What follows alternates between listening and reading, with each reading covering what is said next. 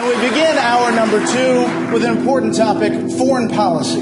Senator Santorum, you have a very different thought about the threat from Iran. They've been at war with us since 1979. They are a radical theocracy.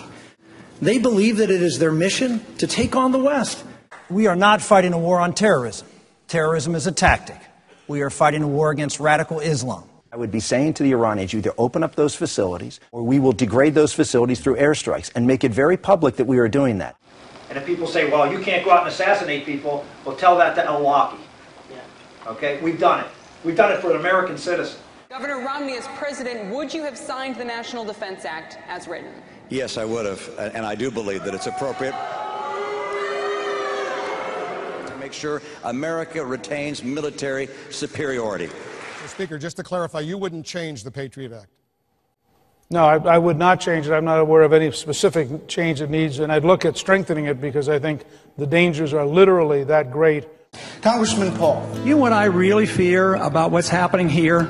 It's another Iraq coming. There's war propaganda going on. Make more sense. If we lived through the Cold War, which we did, with 30,000 missiles pointed at us, we ought to really sit back and think and not jump the gun and believe that we are going to be attacked. That's how we got into that useless war in Iraq and lost so much in Iraq. Congressman Paul, don't be willing to sacrifice liberty for security. Today, it seems too easy that our government and our Congresses are so willing to give up our liberties for our security.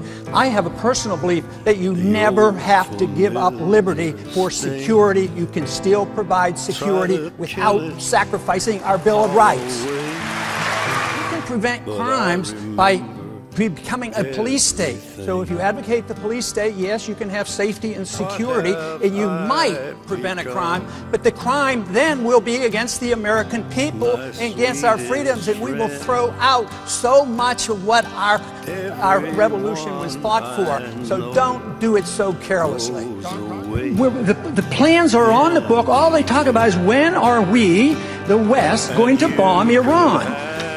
We need to approach this a little differently. We have 12,000 diplomats in our services. We ought to use a little bit of diplomacy once in a while. What did we do with Libya? We talked to them, we talked them out of their nuclear weapon, and then we killed them. We got to get it in a proper context. Right. We don't need another war. Understood. And you make that point quite a lot.